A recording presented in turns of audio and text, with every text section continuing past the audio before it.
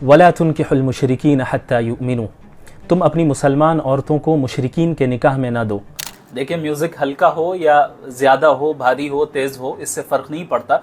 जो चीज़ शरीयत में हराम है वो हराम है। जावेद अख्तर से खुदा पर डिबेट करने वाले मुफ्ती शमाइल नदवी की चर्चा हर जगह हो रही है। इनके तर्कों के बाद हर कोई जानना चाहता है कि ये मुफ्ती आखिर है कौन, इनकी सच्चाई क्या है। तो चलिए आज हम आपको इनके बारे में बताते हैं। नदवी मूल रूप से उत्तर प्रदेश के रहने वाले हैं। उनका जन्म एक धार्मिक परिवार में हुआ है, इसलिए बचपन से ही उनका झुकाव धर्म और दर्शन की तरफ ही रहा है। पढ़ाई पूरी करने के बाद से उन्होंने एक इस्लामिक स्कॉलर के रूप में अपनी पहचान बनाई है। उन्होंने लखनऊ के मशहूर इस्लामिक संस्थान दारुल उलूम नदवातुल उलूमा से ग्रेजुएशन किया है। वहां से उन्होंने इस्लामिक स्टडीज में पढ़ाई की है। उनकी पढ़ाई में फिक्र, हदीस और कुरान जैसे विषय शामिल रहे हैं। इसके अलावा उनका जुड़ाव नतवा ए उलामा की परंपरा से भी माना जाता है, जिसे भारत की प्रतिष्ठित इस्लामिक शिक्षण संस्थानों में से एक गिना जाता है। फिलहाल वो एक इस्लामिक स्कॉलर होने के साथ साथ स्पीकर और धर्मगुरु भी हैं, जो अपनी बात को आसान और स्पष्ट भाषा में रखना बहुत अच्छे से जानते हैं।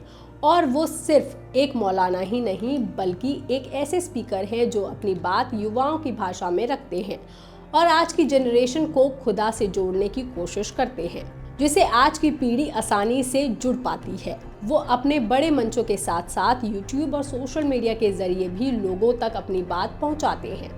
मुफ्ती सोशल मीडिया पर काफ़ी एक्टिव और फेमस हैं। वो अक्सर अपने यूट्यूब चैनल पर इस्लाम से जुड़ी बातें, कुरान का मतलब, धार्मिक सवालों के जवाब और आज के मुद्दों पर अपनी राय रखते हैं। उनके वीडियो युवाओं के बीच बहुत ज़्यादा फेमस हैं, क्योंकि वो अपने चैनल पर एक यूट्यूबर की तरह अलग अलग तरह के वीडियोस डालते हैं। वो reaction video, reply video, ask me question, live chats जैसे वीडियोस बनाते हैं, जिसके ज़रिए वो लोगों को धर्म की बातें बताते हैं, तर्क के साथ जवाब देते हैं और खुदा को लेकर के लोगों के सवालों के जवाब भी देते हैं। उनको आसान भाषा में लोगों को समझाते हैं, ताकि हर कोई इस्लाम को अच्छे से समझ सके और उससे जुड़ सके। अभी वो कोलकाता की कोबी बगान मस्जिद में नमाज के दौरान लोगों को दीन की बातें समझाते हैं और कुरान का मतलब आसान शब्दों में बताते हैं। इनकी लिखी हुई कई सारी बुक्स भी मौजूद हैं और वो ये ऑनलाइन क्लासेस भी चलाते हैं। उन्होंने मरकज़ अल वाहिन नाम से एक ऑनलाइन पढ़ाई का इंस्टीट्यूट भी शुरू किया है, जहां इस्लाम से जुड़ी शिक्षा दी जाती है। साल 2024 में इन्होंने वहीन फाउंडेशन नाम से एक चैरिटेबल ऑर्गेनाइजेशन भी बनाई थी।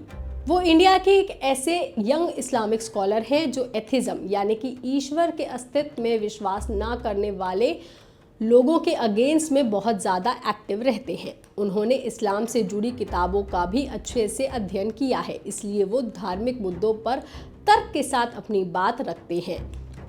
ईश्वर, आस्था, नैतिकता और आज के दौर की चुनौतियों जैसे मुद्दे पर वो खुलकर बोलते हैं और इसलिए इन्होंने जावेद अख्तर के साथ डज गॉड एग्जिस्ट पर खुलकर के बहस की थी। इस बहस में जावेद अख्तर ने इंसानी दुख, दर्द और पीड़ा के बारे में बात की थी और सवाल उठाया था कि अगर ईश्वर सर्वशक्तिमान है तो गाजा में बच्चे क्यों मर रहे हैं, जिसके जवाब में मुफ्ती नदवी ने सारी जिम्मेदारी इंसान के कर्मों पर डाली।